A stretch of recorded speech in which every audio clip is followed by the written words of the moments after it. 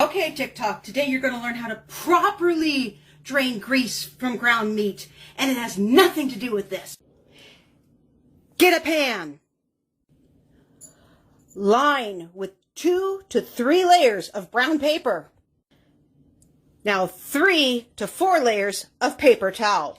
While your meat is browning, we're going to do this crazy thing called adding seasoning. I've already off camera added garlic salt, onion, chili powder, because I'm making chili, and cayenne pepper powder. And now I'm adding some crushed red pepper flakes, because I like my chili spicy. Now take your fully cooked and seasoned meat and let the paper do the work for you so you don't destroy your pipes and wash off all the flavor. And that's how you drain grease from meat. So if you saw my first video about how to properly drain grease from your ground meat, this is the aftermath.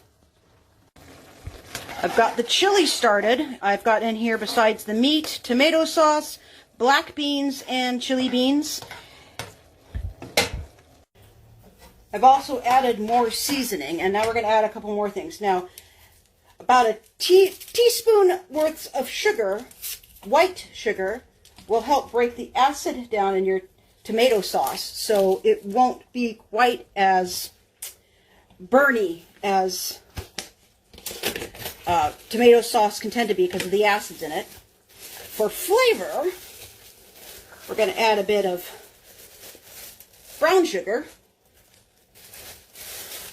And then this is my mom's secret ingredient, which is not that secret because a lot of people use it.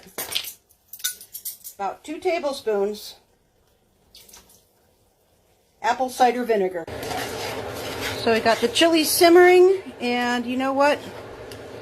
I think I'm going to make some cornbread to go with this. Yeah, I think I need some cornbread to go with my chili.